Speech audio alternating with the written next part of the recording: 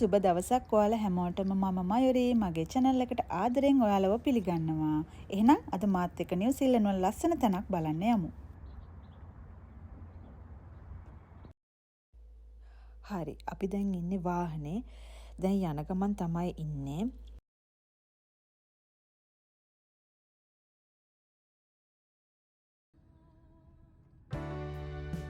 මේ අපි ඉන්න ටවුන් එක පහු කරගෙන යන ගමන්.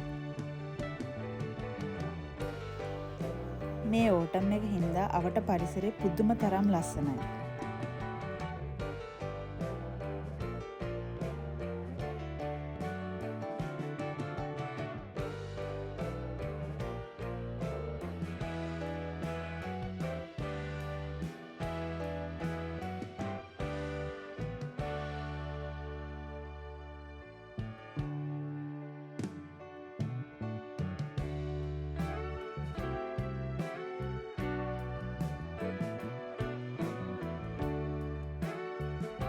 මේ පහුවෙන්නේ මිදි කඩල ඉවර වෙච්ච මිදි වත්තක්.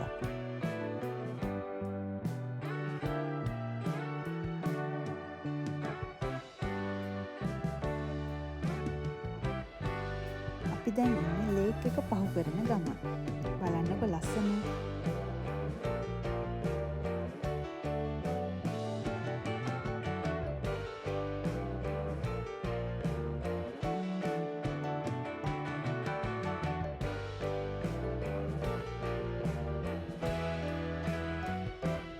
මේ තමයි ඔයාලා මාත් එක්ක නවසීලන්තේ ලස්සන බලන්න ආපු තැන, ඇරෝ ටවුන්.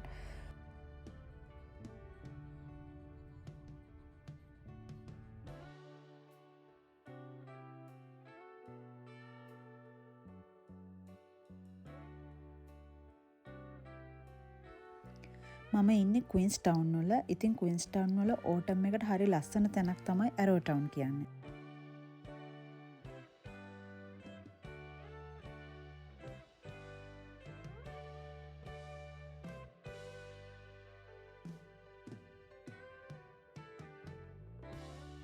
අද හරිම බිසී දවසක්. මොකද ඕටම් එකට හරිම ලස්සනයි ඇරෝ ටවුන්. මම මේ ගමන යන්න ඕටම් එකම තෝරගත්තේ මේ කාලේ පරිසරය හරිම ලස්සන හින්දා.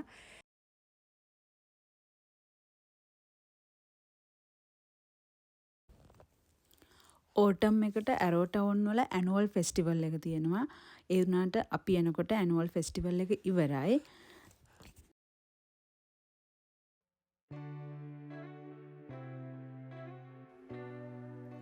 අපි දැන් වාහනේ පාක් කරගන්න තැනක් හොයමින් තමයි මේ තාම යන්නේ.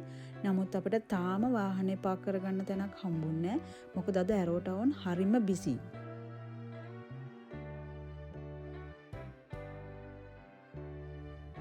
හරි, අපිට කාර් එක පාක් කරගන්න තැනක් හම්බුණා. මම ඔයාලව එක්කන් ආවේ මෙන්න මෙතෙන්ට. චයිනීස් සෙටල්මන්ට් බලන්න.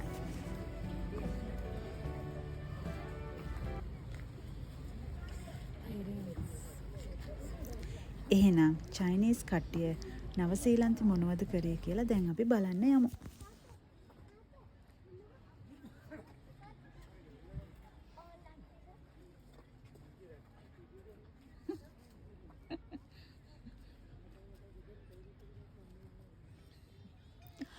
නවසීලන්තේ තියෙන පරණ නගරවලින් එකක් තමයි ඇරෝ ටවුන් කියන්නේ. නවසීලන්තේට ලොකු දීර්ඝ ඉතිහාසයක් නේ අපේ රටේ වගේ.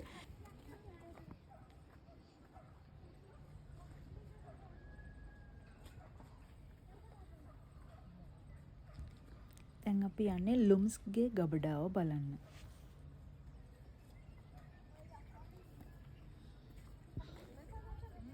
මේ ලුම්ස්ලගේ ගබඩාව චයිනීස් කමියුනිටි එකේ හදවත විදිහට තමයි සලකන්නේ.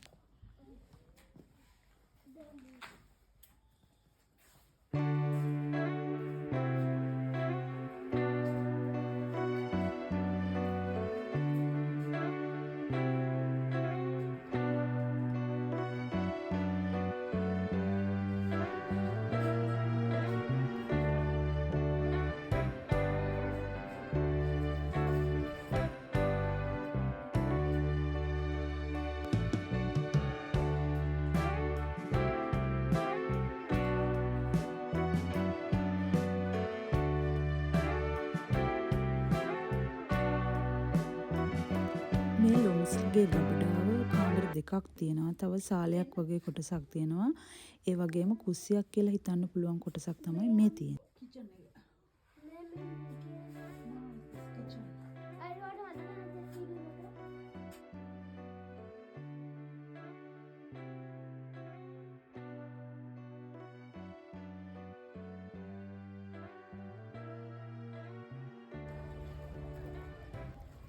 ඉතින් අපි තව ඉස්සරහට ගිහිල්ලා බලමු ඇරෝ ටවුන් වල තියෙන ලස්සන ඉතිහාස ගොඩනැගිලි මොනවද කියලා.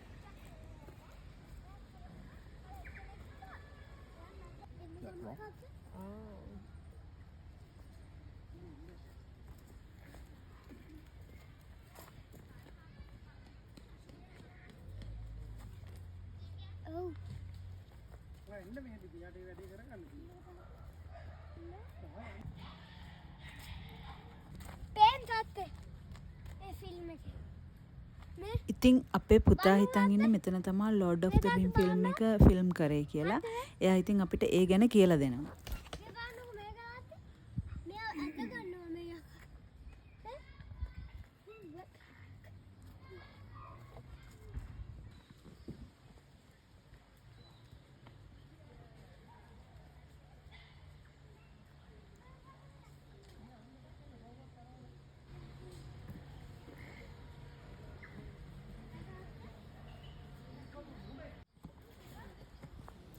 ඉතින් මේ සරත් සමයට පුදුම තරම් ලස්සනක් තියෙන පරිසරය.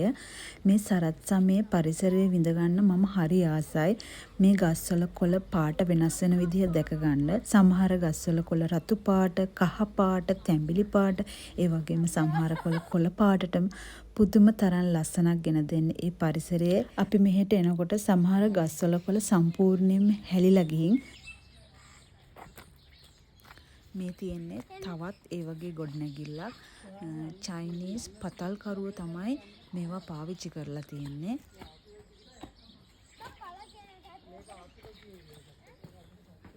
මේ හැම ගොඩනැගිල්ලකම මෙන්න මේ වාගේ අර ගින්දර දාලා උණුසුම ලබා ගන්න හදපු චිමිනි වගේ දේවල් දකින්න තියෙනවා. අර මුද්ද කඩේට හැදුවේ. No don't touch. එහෙම අල්ලන්නේ නැහැ පුතේ. මුලින්ම පතල්කරුව 1000කගෙන් විතර ආරම්භ වෙච්ච මේ නගරය පස්සේ කාලේ මිනිස්සු 7000ක් විතර වැඩ කරා කියලා ඉතිහාසගත වෙලා.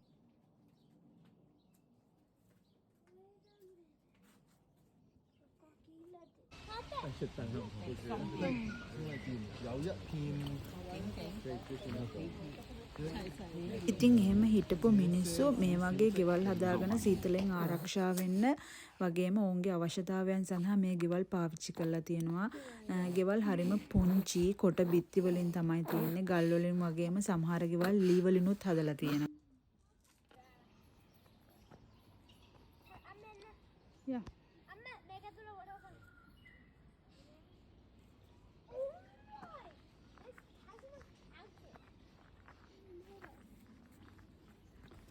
ඉතින් මේ ගොඩනැගිලි හදලා තියෙන්නේ පරිසරයේ පිහිටීම අනුව තමයි. පරිසරයට හානියක් නොවන විදිහට මේ ගොඩනැගිලි හදන්න එයාලා අමතක කරලා නැහැ. එතනත් ගල ආශ්‍රිත කරගෙන තමයි එතනත් ගොඩනැගිල්ල හදලා තියෙන්නේ.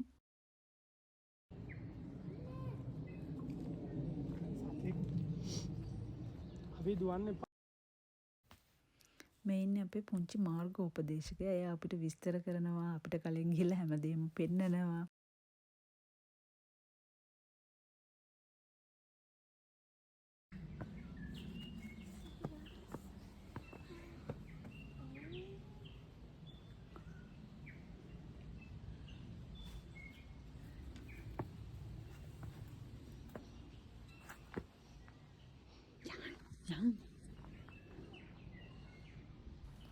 ඔන්න මේ ටික වීඩියෝ කරන්න නම් ඒ පුංචි මාර්ගෝපදේශකයම තමයි.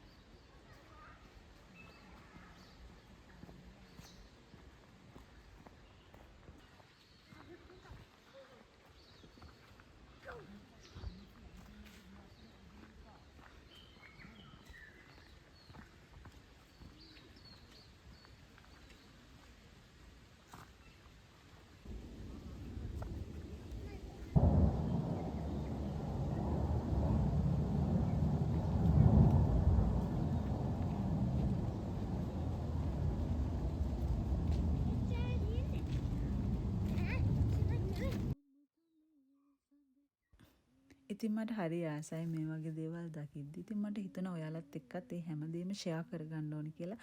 බලන්නකෝ ඒ ගහ හැදිලා තියෙන හැටි පුදුම ලස්සනයි. කලර් වෙනස් වෙලා හරි ලස්සනයි ඉතින්.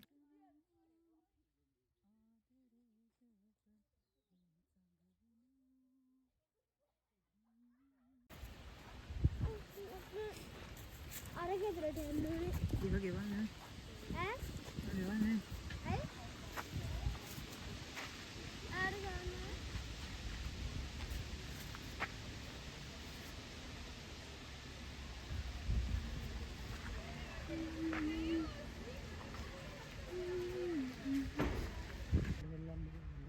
ඕ මසලා බඩක. බයිසිකල් එක අයින්.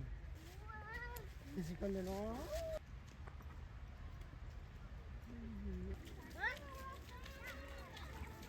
මේ අපි ආවේ ඇරෝ ගඟ බලන්න.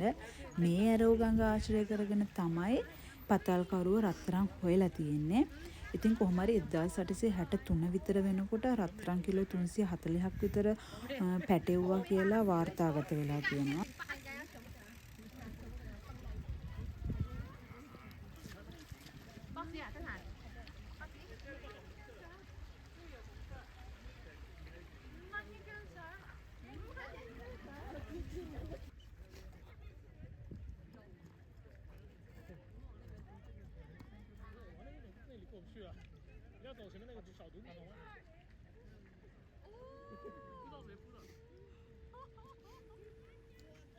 මේ බලන්නකෝ මේ පරිසරය හරියට චිත්‍රයක් වගේ ඒ තරමටම ලස්සනයි නේද?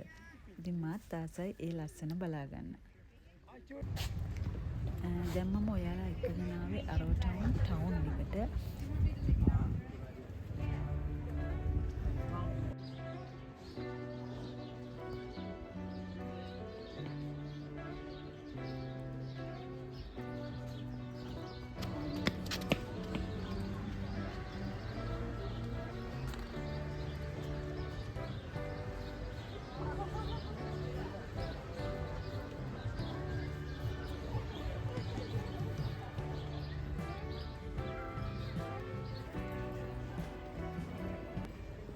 අපි දැන් ඉන්නේ අරෝ ටවුන් වල තියෙන ප්‍රධාන වෙළඳ වීදියක.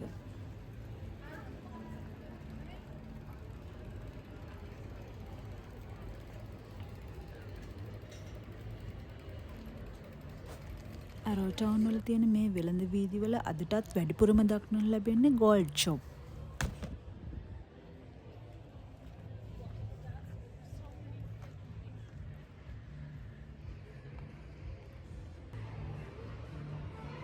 මම ඔයාලට මුලදී කිව්වේ මේ කාලෙට ඇරෝ ටවුන් වල ඇනුවල් ෆෙස්ටිවල් එක තියෙනවා කියලා. ඉතින් මේ කාලේ තියෙන ඒ වගේ විශේෂිත අවස්ථාවක් තමයි මේ තියෙන්නේ.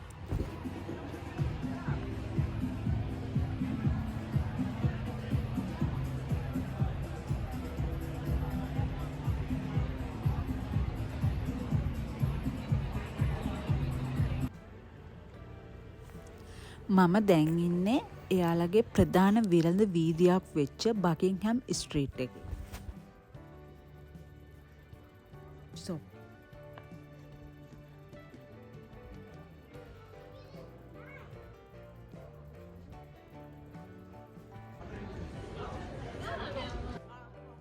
ඉතින් මම දැන් ඉන්නේ කෞතුකාගාරේ.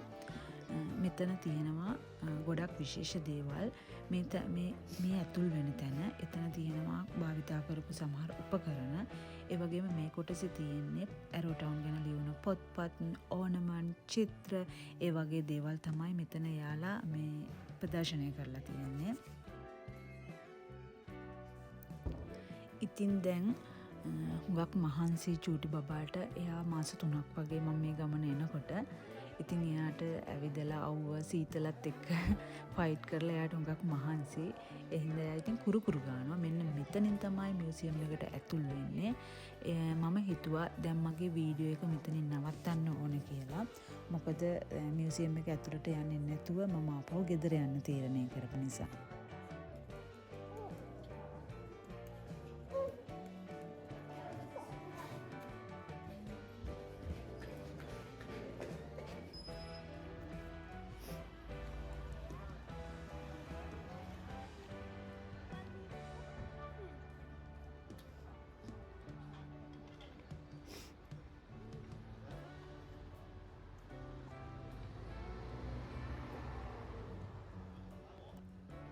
ඉතින් අපි ඇරෝ ටවුන් වල රෙස්ටොරන්ට් එකකට යන්න හිතුවත් බබාට ගොඩක් මහන්සි තිබුණ හින්දා අපි ගෙදර එන්න හිතුවා. ඒ හින්දා අපි එන ගමන් පීසා හට් එකට ගිහිල්ලා පීසා එකකුත් අරගෙන ගෙදර ආවා. වීඩියෝ එක ඉවර වෙනකම් මාත් එක්ක හිටපු ඔයාලට thank you.